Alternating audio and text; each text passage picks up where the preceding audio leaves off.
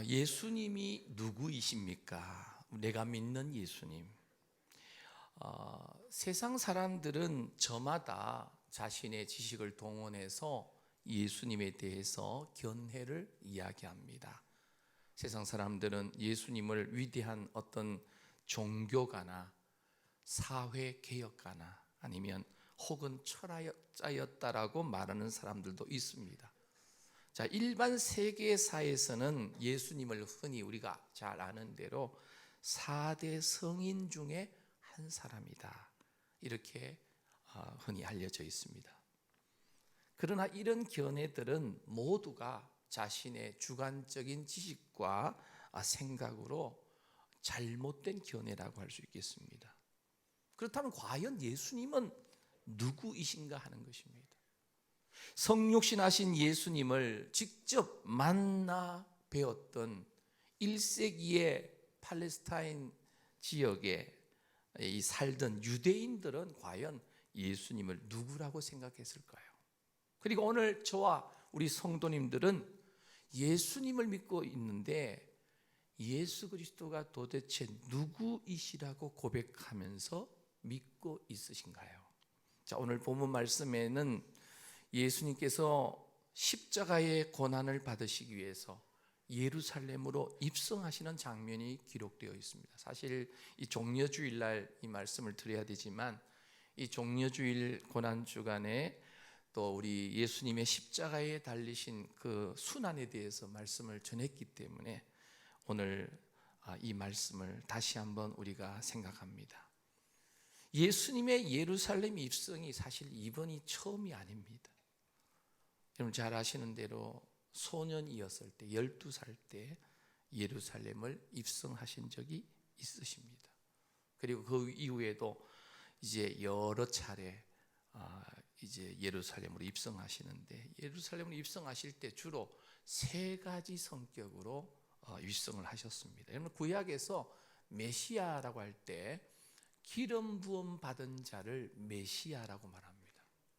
구약에 등장하는 직분 가운데 기름 부음을 받는 3 직분이 있습니다. 첫째가 제사장이고, 두 번째가 선지자고, 세 번째가 왕입니다. 메시아는 이 3가지 직분을 다 수행하시는 분이어야만 메시아이십니다. 그래서 예수님은 예루살렘에 입성하실 때 제사장 성격으로도 입성하시고 아니면 선지자의 성격으로도 입성하셔서 성전에 들어가셔가지고 장사하는 사람들을 보시면서 내 아버지의 집은 만민이 뭐 하는 집이라고요?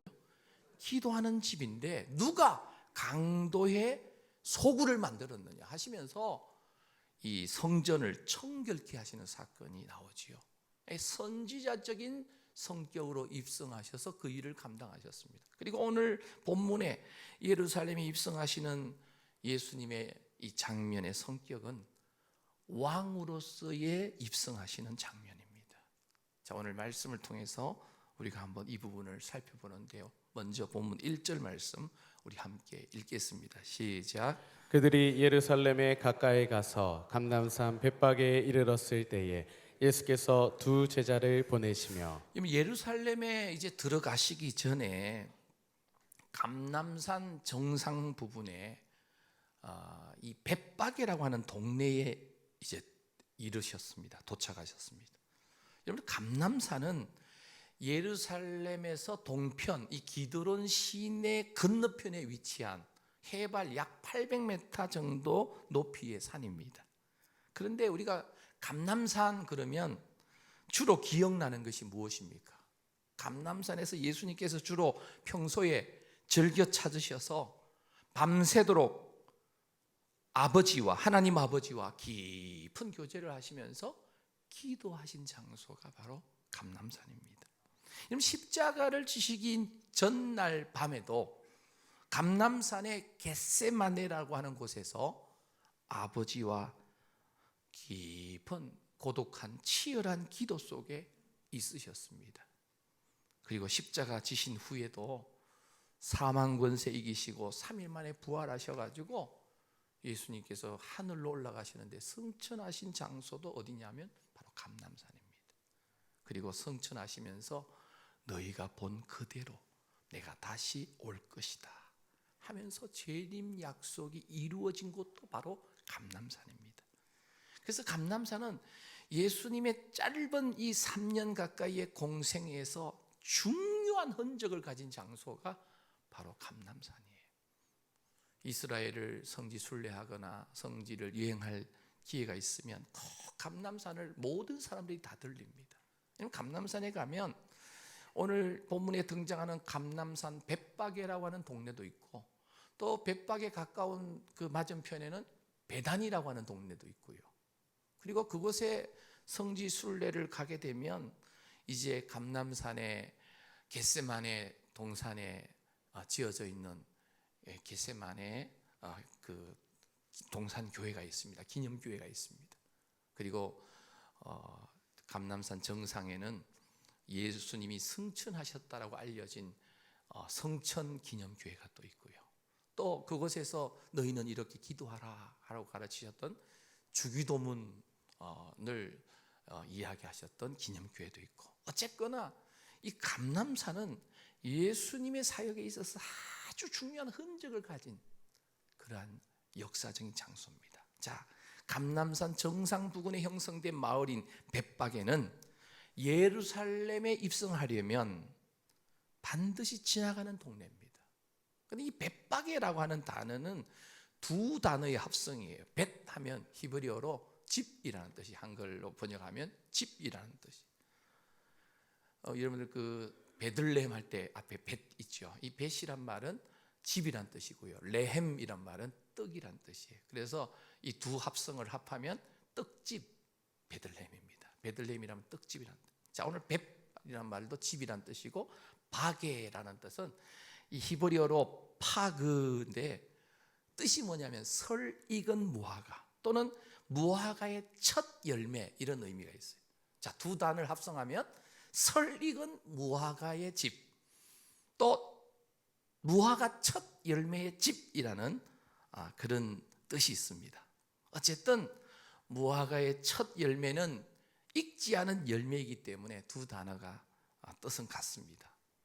무화과 이 첫 열매라고 하는 집이란 뜻에 맞게 무화과 나무가 이 벳바게라고 하는 동네에 많았는데, 여러분 익지 않은 설익은 무화과의 첫 열매라도 배가 고파서 따먹을 수밖에 없는 그런 형편의 사람들이 이 벳바게라고 하는 동네에 많이 살고 있었다는 거예요. 베단이라고 하는 동네도 마찬가지. 예수님이 자주 들리셨던 마리아, 마르다, 나사로가 있던 그 베다니 동네도 마찬가지. 우리 한국으로 말하면 달동네와 같은 그런 곳입니다. 정말 가난한 아주 이 소외된 민초들이 사는 동네라고 보시면 됩니다. 어쨌든 이곳에서 예루살렘까지 거리는 불과 1km 정도입니다. 1km.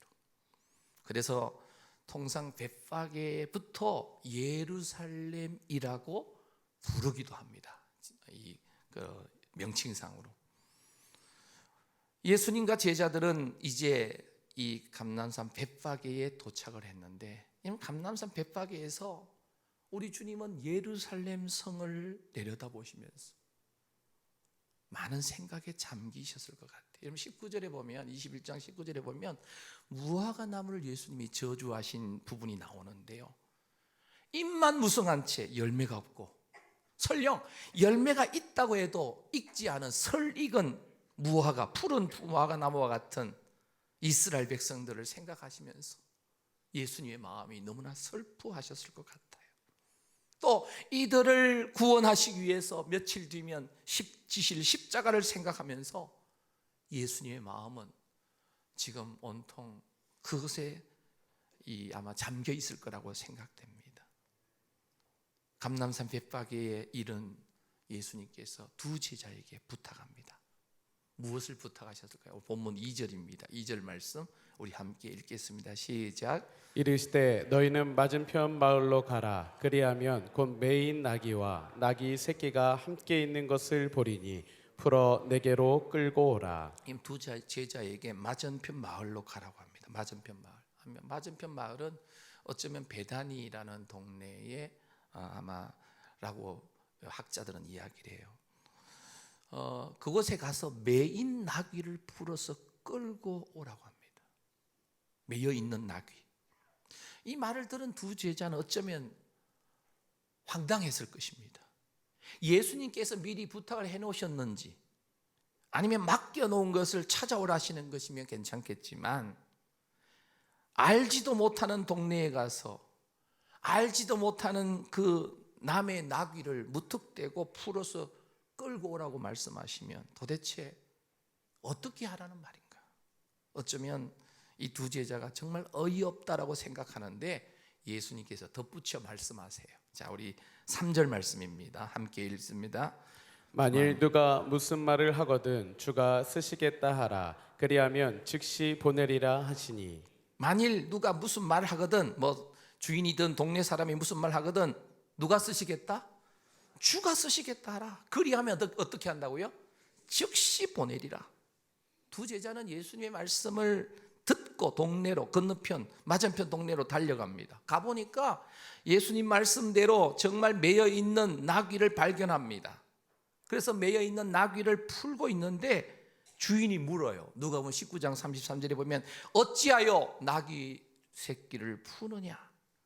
예수님이 말씀하신 대로 두 제자가 주님께서 쓰시겠다고 하십니다 하니까 어찌된 일인지 나귀 주인이 더 이상 말하지 않고 순순히 허락해 주는 거예요. 그래서 두 제자는 매여 있는 나귀를 풀어서 예수님께로 끌고 왔습니다. 믿음으로 순종하고 풀어서 끌고 오는 제자들의 모습이 바로 오늘 본문 6절 7절에 나와 있어요. 6절 7절입니다. 시작. 제자들이 가서 예수께서 명하신 대로 하여 나귀와 나귀 새끼를 끌고 와서 자기들의 겉옷을 그 위에 얹음에 예수께서 그 위에 타시니. 여러분, 사랑하는 성도 여러분, 우리가 믿음 생활하다 보면 도저히 우리의 상식과 지식과 내 어떤 생각으로 이해되지 않는 여러 상황을 맞을 때가 있습니다. 때로는 이해 안 되는 그런 일들도 많이 일어나고요.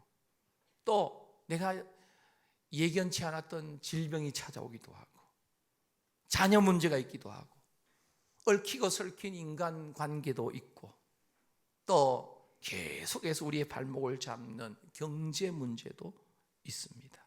여러분, 이런 문제들이 있을 때 매여 있는 인생이죠. 오늘 두 제자가 매인 나귀를 풀어서 끌고 온 것은 예수님의 말씀에 그냥 순종해서 믿음으로 가서 순종함으로 믿음으로 가서 풀어서 끌고 온 거예요.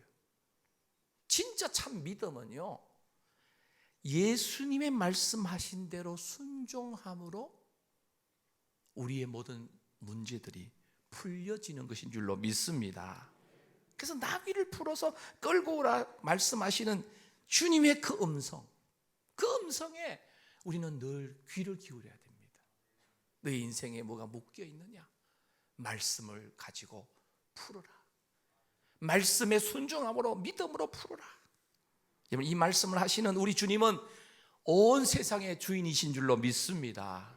시편 24편 1절 말씀 우리 함께 읽겠습니다. 시작. 땅과 거기에 충만한 것과 세계와 그 가운데에 사는 자들은 다 여호와의 것이로다. 땅과 거기에 충만한 것과 세계와 가운데에 사는 모든 사람들은 다 누구 것이라고요? 여호와의 것입니다. 여러분, 내 것이 없어요. 만물의 주제, 주권 모두 다 우리 주님께 있는 줄로 믿습니다. 두 제자에게 정말 예수님의 말씀에 순종하고자 하는 믿음이 없었다면 나귀를 풀어서 끌고 올 수가 없었을 것입니다. 주님, 저희는 못 갑니다. 도둑놈 취급받으면 어떡합니까? 내가 그러다가 경찰에게 붙잡혀가면 어떡합니까? 돌팔매 맞으면 어떡합니까? 하면서 거절했다면 나귀를 풀어서 끌고 올 수가 없었겠지요. 그런데 예수님 말씀에 순종하여 믿음으로 갔고 믿음으로 또 그곳에서 나귀를 풀 때 주님이 쓰시겠다라고 주인이 뭐라 할 때 말씀하니까 그냥 다 허락하는 거예요. 그래서 예수님께로 이제 나귀를 끌고 올 때 제자들은 자신들의 겉옷을 벗어서 나귀 새끼 그 등에다가 깔았습니다. 그리고 예수님이 그 위에 타셨습니다. 많은 사람들이 예수님이 가시는 그 길에다가 자신들의 겉옷을 펴고 종려나무 가지를 꺾어다가 길에 깔면서 또 흔들면서 외칩니다. 오늘 본문 9절 말씀이 바로 그 부분이에요. 우리 함께 읽겠습니다. 시작. 앞에서 가고 뒤에서 따르는 무리가 소리 높여 이르되 호산나 다윗의 자손이여 찬송하리로다. 주의 이름으로 오시는 이여 가장 높은 곳에서 호산나 하더라. 아멘. 많은 무리가 외칩니다. 웅성거리면서 예루살렘을 향하여 외치고 있습니다. 행진하고 있습니다. 그런데 이 외침의 그 장면을 한번 상상해 보시면 보기에도 정말 우스꽝스럽습니다. 33세이신 성인이시잖아요.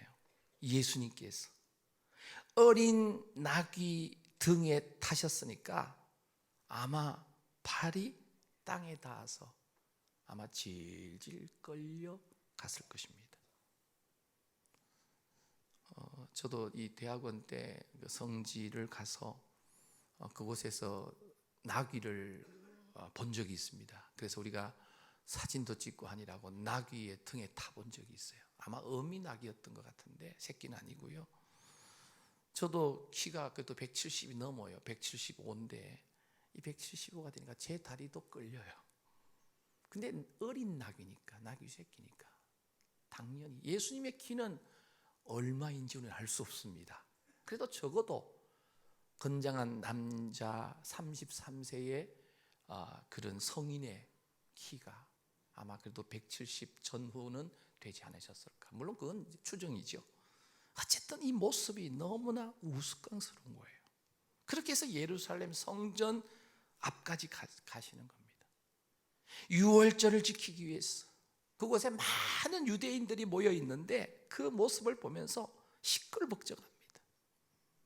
만왕의 왕이신 예수님이 타고 입성하실 황금마차 하나 없이 왜 어린 나귀를 타셔야만 하셨는가?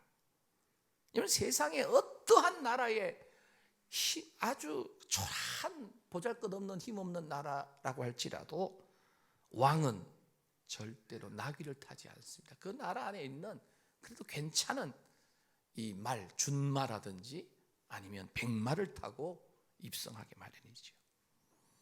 어느 나라 왕이나 어느 나라 대통령이 나귀를 타고 행진하는 경우는 잘 없습니다. 적어도 말을 타든지. 요즘 대통령들은 이 전용 방탄인 장치가 되어 있는 캐딜락을 타고 이제 행진을 하게 되죠. 황금 마차를 탄 왕, 전용 캐딜락 방탄자를 탄 왕과 어린 나귀를 탄 왕의 모습은 어떤 차이일까요? 여러분들, 이 방탄 전용 이 차를 타는 대통령이나 왕들 주변에는 서민들이 접근 자체가 불가능하죠. 왜요? 거긴 경호원들이, 군인들이 에워싸가지고 막기 때문에. 그러나 어린 나귀를 탄 왕의 주변은 아무나 접근이 가능합니다. 왜요? 나귀 자체가 키 작은 동물이고 또 어린 나귀이기 때문에 어쩌면 어린이까지도 예수님의 그 타신 나귀에게 접근하면 눈높이가 맞는 거예요. 주님을 만날 수 있다는 거예요. 가난한 사람도, 사회에서 소외된 버림받은 사람들도 누구나 만날 수 있다는 거예요. 이렇게 예수님께서 낮고 천한 우리들을 만나시기 위해서 어린 나귀를 타고 예루살렘으로, 만왕의 왕이신 그분이 황금마차가 아니라 전용 방탄 캐딜락이 아니라 어린 나귀를 타고 입성하셨다. 오늘 10절 11절에 보면 어떤 사람들은 나귀 타신 예수님을 보며 도대체 누구냐라고 질문합니다. 어떤 사람들은 갈릴리 나사렛에서 나온 선지자 예수님이라고 대답해 줍니다. 로마 군인들과 로마의 행정가들도 이 장면을 봅니다. 근데 로마 군인들이나 로마의 어떤 행정관들이 이 장면을 보니까 예수님의 행렬은 전혀 로마라고 하는 이 나라에 대항할 만한 시위하는 그런 행렬로 보이지가 않는 거예요. 왜요? 초라하기 그지없는 거예요. 나귀 타고 오는 왕이 무슨 백마를 타고 오는 로마의 군인들과 빌라도 총독을 비롯한 여러 그 행정관들을 이길 수가 없겠죠. 창과 칼로 무장하여 있는 그 시대의 세계를 지배하고 있는 그런 군대를 상대할 수가 없겠죠. 사랑하는 성도 여러분, 오늘 예루살렘에 입성하시는 예수님의 모습을 보면 의문이 생깁니다. 왜, 무엇 때문에 어미 나귀도 아닌데 다리가 질질 끌릴 수밖에 없는 어린 나귀를 타시고 예수님은 예루살렘에 입성하셨는가? 제자들은 무엇 때문에 나귀의 등이나 또 무리들은 그들이 예수님이 가시는 길에 겉옷을 폈는가?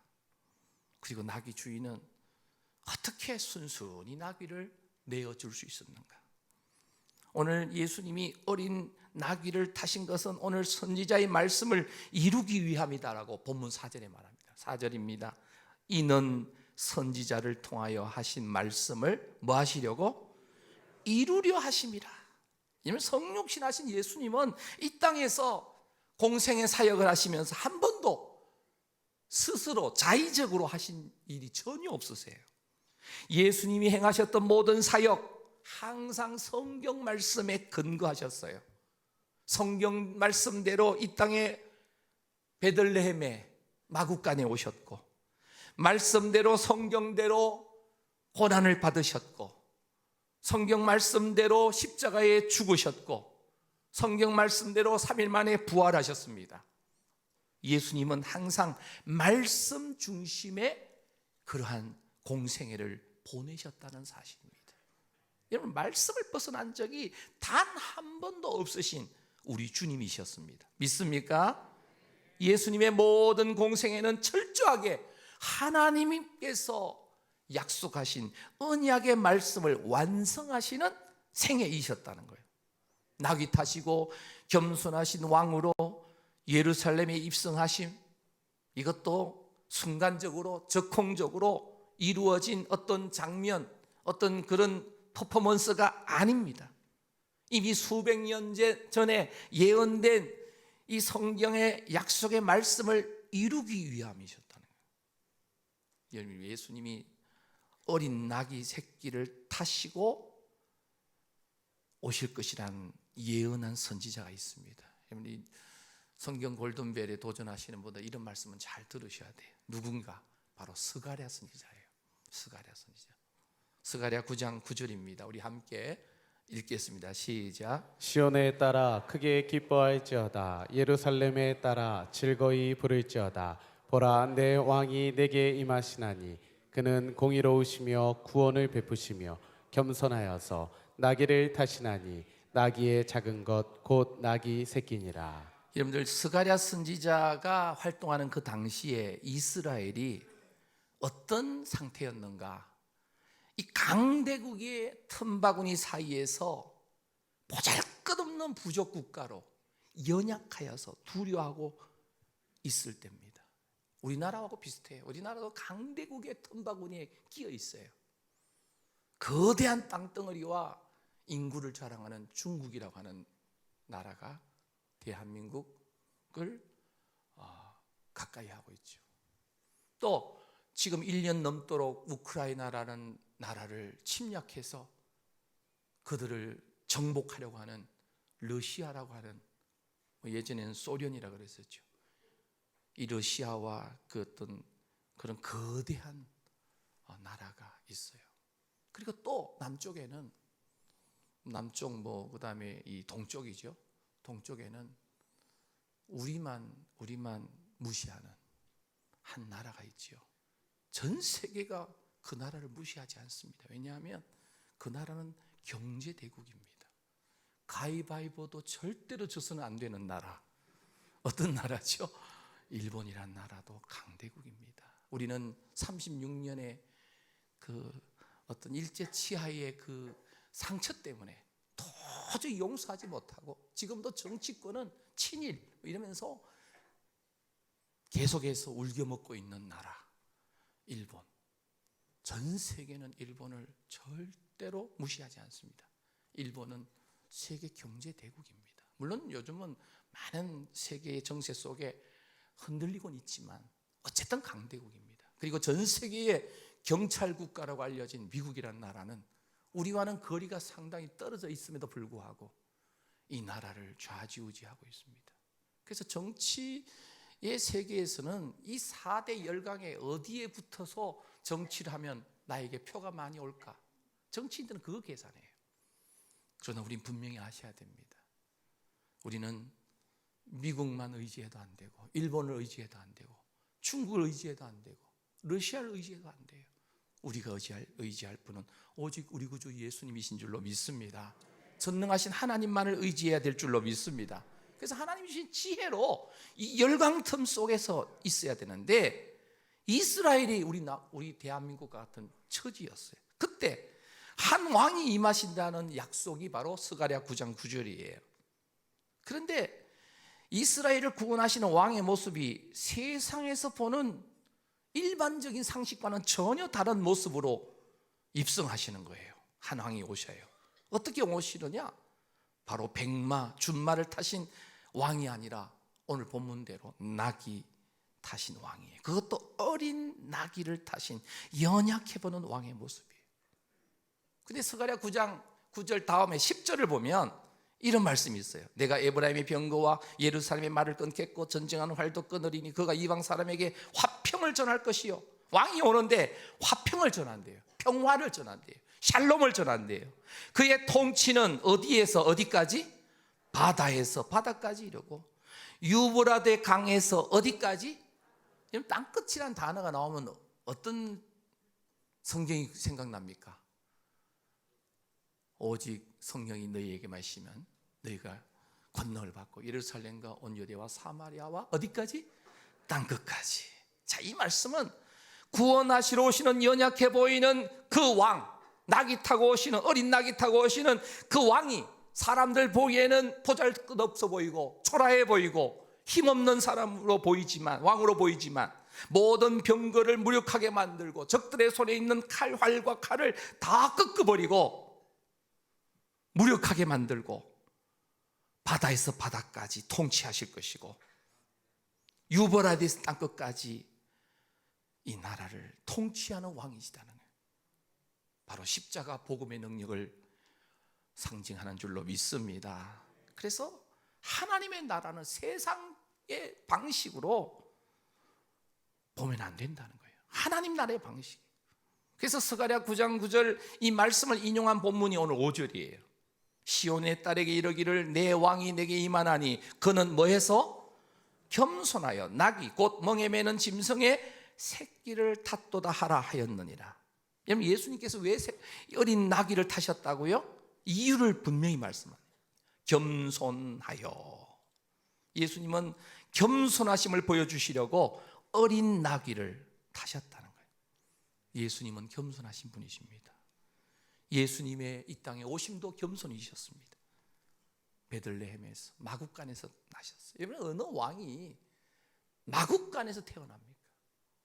왕은 왕궁에서 화려한 곳에 태어나는데 십자가에 못 박혀 죽으심도 겸손이십니다. 그래서 사도 바울은 예수님의 겸손에 대해서 이렇게 말씀하세요. 빌립보서 2장 5절에 이해합니다. 너희 안에 이 마음을 품어라. 그리스도 예수의 마음이니 그는 근본 하나님의 본체시나 하나님과 동등됨을 취할 것으로 여기지 아니하시고 7절 8절 함께 읽겠습니다. 시작. 오히려 자기를 비워 종의 형체를 가지사 사람들과 같이 되셨고 사람의 모양으로 나타나사 자기를 낮추시고 죽기까지 복종하셨으니 곧 십자가에 죽으심이라. 하나님이신 예수님께서 사람의 형상으로 이 땅에 오신 자체가 낮추신 겸손의 모습입니다. 예수님께서도 스스로 자신을 겸손하다라고 말씀하십니다. 마태복음 11장 29절 나는 마음이 온유하고 겸손하니 나의 멍에를 메고 내게 배우라. 그리하면 너희 마음이 쉼을 얻으리라. 오늘날 우리 사람들이 사용하는 단어는 다 방향성이 있어요. 제가 한번 던져봅니다.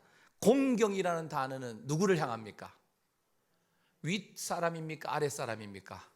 윗사람이죠. 너무나 잘 아시네요. 자, 친절이라는 단어는 윗사람입니까? 아니면 같은 또래입니까? 아니면 아랫사람입니까? 모든 사람입니다. 자, 예배는 사람입니까? 방향성이 하나님입니까? 하나님이에요. 근데 성경에서 말하는 단어와 시대의 사람들과 오늘 이 시대에 우리가 생각하는 방향성이 다른 단어가 바로 겸손이라는 단어예요. 여러분, 겸손이라는 단어는 어디를 향합니까? 방향성이 어디입니까? 방향성 꿀 드셨나 봐요. 어디입니까? 아래입니까? 위입니까? 또래입니까? 아니면 자신입니까? 예. 성경에서 이야기하는 겸손의 방향성은 사람이 아니에요. 철저히 하나님을 향했습니다. 그 성경에서 말하는 겸손과 우리 사람들이 일반적으로 생각하는 겸손은 방향성이 달라요. 우리는 흔히 이렇게 말하지요. 나 겸손해. 그 겸손한 척 할 수 있어요. 근데 속으로는 내가 너보다 많이 배웠어. 내가 너보다 잘났어. 내가 너보다 많이 가졌어. 이렇게 말합니다. 근데 사실 하나님 앞에서 자신을 낮추는 것이 진정한 겸손이에요. 이러한 겸손의 사람은 다른 사람 앞에서도 진실한 겸손의 사람으로 살아간다는 것. 자, 예수님께서 왕으로 예루살렘에 입성하실 때 나귀를 타야 하셨어요. 왜요? 나귀는 겸손과 순종을 상징하는 동물이었기 때문에, 그리고 나귀는 철저히 주인에게 순종하는 짐승으로 그려지고, 또 나귀는 철저하게 주인의 모든 짐을 대신 짊어지고 순종하며 가는 것. 그래서 사실 이스라엘 민족이 바벨론에 이 침략당하고 멸망당하고 포로로 잡혀간 이유 중에 하나가 뭐냐면 이스라엘 왕들이 하나님 앞에서 겸손하지 못했어요. 철저히 겸손하게 하나님을 왕으로 높이며 말씀에 순종해야 했는데 이스라엘의 율왕들은 교만했습니다. 하나님 앞에서 교만했어요. 내가 왕이다 하면서 하나님을 버리고 우상을 섬기는 거예요. 그리고 백성들을 학정했습니다. 학대했습니다. 백성들 위에 군림했습니다. 교만했습니다. 그래서 하나님께서 바벨론 포로가 되게 만드셨어요. 은혜로 하나님께서 귀환하게 하셨는데 앞으로 오시는 왕은 어떤 왕이다? 나귀를 타신 겸손한 왕이시다. 그분이 누구예요? 우리 구주 예수님이십니다. 그래서 예수님의 모습을 보니까 백마를 타신 게 아니에요. 캐딜락 전용차를 타신 게 아니에요.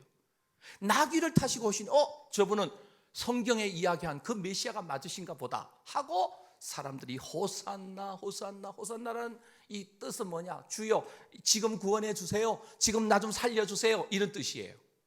그래서 그들은 자신이 입고 있던 겉옷, 자신의 어떤 자존심과 같은 겉옷을 펴가지고 나귀에다가 제자들의 겉옷은 펴드리고 길에다가 그들의 옷을 펴는 겁니다. 그리고 나서 호산나 호산나 외칩니다. 이분은 틀림없이 이제 우리를 구원하실 진정한 메시아일 거야 하면서 뭘 기다리냐면 로마의 식민지에서 우리를 해방시켜줄 바로 정치적 구원을 그들은 희망했다는 거예요. 근데 예수님의 모습은 나귀 타고 입성하신 것까지는 성경에 있는 대로 그대로 보이셨는데 그들이 생각한 것은 무력으로 식민지 로마 식민에서 우리를 해방시켜줄 메시아를 고대했다는 거예요. 그런데 예수님은 우리를 구원하시는 게 아니라 십자가 위에서 아무 힘도 쓰지 못하시고 그냥 무력하게 돌아가시는 장면에 이들은 실망을 한 겁니다. 사랑하는 성도 여러분, 하나님의 나라, 예수님은 겸손하신 진정한 왕이신 줄로 믿습니다. 예수 믿는 것은 세상의 논리가 아닙니다. 세상의 가치, 세상의 사고방식 아닙니다. 역설적입니다. 너가 살고자 하느냐? 그럼 먼저 죽어라. 하늘의 밀이 땅에 떨어져 죽지 않으면 하늘 그대로 있고 죽으면 많은 열매를 맺는다. 우리 예수님이 말씀하시는 거예요. 주님께서 왜 초라한 나귀 새끼를 타고 입성하셨습니까? 전쟁에서 사용하는 그런 힘 있는 말이 아니었어요. 평화 때 농사 짓는 나귀, 짐을 수송하는 나귀, 이 나귀를 타고 입성하신다. 여러분들, 아무도 거들떠보지 않는 어린 나귀, 힘없어 보이는 나귀, 그 나귀를 우리 주님이 사용하셨다고 한다면 여기에 우리의 소망이 있는 거예요. 나는 병들었고 가진 것 없고 가난하고 많이 배우지 못하고 나는 볼품없지만 우리 주님께서 쓰시겠다고 하실 때 그게 바로 복된 인생이 될 수 있는 줄로 믿습니다. 매인 나귀를 풀어서 끌고 오라고 하는 거예요. 주님의 말씀이에요. 겸손한 환경을 위해서 고난의 순간을 우리에게 허락하시기도 합니다. 내가 매여 있는 것을 내 힘으로 스스로 풀려고 할 때에 오히려 목이 더 쪼여지는 결과를 낳을 수 있어요. 주님의 시간까지, 주님이 풀어주실 때까지 기다리는 게 필요합니다. 하나님께서 내 고난을 해결해 주실 때까지 잘 견디면서 믿음의 자리를 지켜야 될 줄로 믿습니다. 길들지 않은 망아지 같은 우리를 쓰시려고 때로는 고난도 역경도 우리에게 허락하시는데 겸손한 환경을 허락하시는 이유가 주님이 쓰시는 인생으로 우리를 복된 인생으로 만드시기 위해서 우리를 고난 가운데 두시기도 하신다는 사실을 믿으시기를 바랍니다. 성도님 여러분, 어떤 환경에 처해 계십니까? 스스로 풀려고 해도 더 꽁꽁 묶여 있는 것 같은 그런 환경 아니십니까? 주님께서 말씀으로 역사하시고 성령으로 역사하셔서 풀어주실 그날을 믿음으로 인내하면서 말씀에 순종하며 기다리게 되시기를 축복합니다. 오늘 이 겸손이라고 하는 단어가요, 헬라어 원문의 프라우스라고 합니다. 프라우스. 이 프라우스는 팔복에서 온유한 자는 복이 있나니 할 때 이 온유라는 단어와 프라우스라는 말이 같은 단어예요. 헬라어의 말이에요. 우리는 온유 그러면 성품, 나약함 이런 형태로 이해할 때가 있는데 이 프라우스, 이 온유라는 단어는 나를 사랑하시는 하나님 말씀 때문에 내가 힘 있지만 그것을 통제하고 절제하고 쓰지 않는 거예요. 여러분, 예수님이 힘이 있으세요, 없으세요? 전능하신 하나님이시잖아요. 창조주 하나님이시잖아요. 힘이 없어서 로마 군병에게 붙잡혀서 십자가에 돌아가신 게 아니에요. 12형 더 되는 천사를 동원해서 로마 군인들을 다 썰어버릴 수 있지만 참으셨다는 거죠. 그게 바로 겸손이고 그것이 바로 프라우스고 온유라는 뜻이에요. 그래서 예수님께서 친히 이 온유와 겸손의 본을 보여주시다. 힘이 있지만 그 힘을 사용하지 않고 주님을 닮아서 다른 사람을 위해서 쳐주고 절제하고 용서하고 인내해 주는 것. 히브리서 5장 8절입니다. 그가 아들이시면서도 받으신 고난으로 순종함을 배워서 온전하게 되셨은즉 자기에게 순종하는 모든 자 바로 성도들에게 영원한 구원의 근원이 되시고, 우리 주님이 본을 보여주신 거예요. 분명히 겸손은 하나님 앞에서 내가 낮아지는 거예요. 그래서 교회에서 성도님들은 서로 하나님 앞에서 잘난 것 없다라고 우리 자신을 다 낮춰야 돼요. 우리는 주님이 불러주시지 않으면 이 자리에 올 수 없었던 사람이에요. 여러분, 예수 믿기 이전, 예수님 만나기 전에 우리 삶을 한번 돌아보세요. 예수 안 믿었으면 지금 내가 한가닥 알고 있을 것 같아 보일 다 헛된 꿈이에요. 예수님 아니면 우리 이곳에 있을 수 없고, 예수님 아니면 우리는 지옥 형벌을 면치 못할 그런 존재들임을 고백할 수 있기를 바랍니다. 그래서 우리 교회의 모든 성도들이 하나님 앞에서 겸손하여 낮아질 때에 한 영혼 한 영혼을 구원하게 될 줄로 믿습니다. 우리 성도들이 겸손하지 않으면 세상 사람들이 교회에 오실 마음이 없어지는 거예요. 니들이나 잘해라. 그러나 겸손한 모습으로 하나님 앞에서 그리고 형제들 앞에서 겸손하면 전도가 저절로 될 줄로 믿습니다.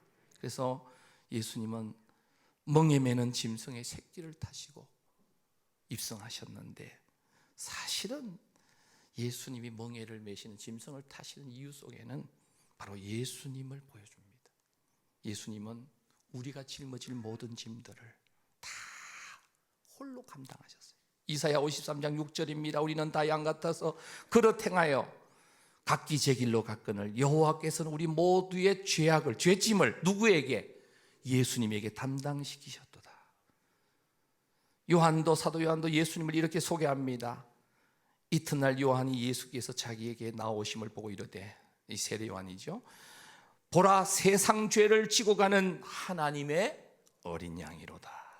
예수님은 온 인류의 무거운 짐을 홀로 지고 영문밖의 길을 걸어가신 분이세요.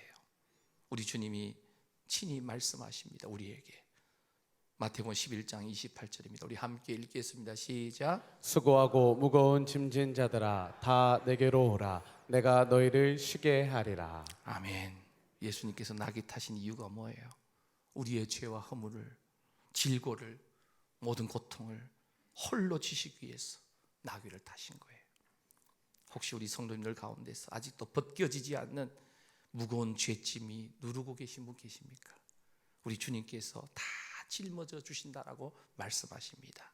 여러분, 세상에서 용서받지 못할 죄는 없습니다. 주님께서 다 짊어지신다고 하셨으니 우리 주님께 다 맡기시기를 바랍니다. 혼자 해결하려고 애쓰지 마십시오. 무거운 짐, 미래에 대한 두려움, 죽음에 대한 두려움, 인생의 복잡고 괴로운 모든 문제, 우리 겸손하신 왕이신 예수님께 맡기시기를 원합니다. 질병 문제, 자녀 문제, 물질 문제, 인간관계 모든 문제 다 맡기시기 바라요. 자, 오늘 본문에서 가장 행복한 자가 누구냐? 호산나를 외치는 무리들일까요? 아니면 자신의 겉옷을 벗어서 만왕의 왕이 타시는 예수님의 그 타시는 나귀 등에 깔아준 제자들일까요? 아니면 가장 행복한 자는 누구일까요? 저는 오늘 본문에 가장 행복한 자는 바로 어린 나귀 새끼라고 생각합니다. 만왕의 왕을 내 등에 태우고 가니까.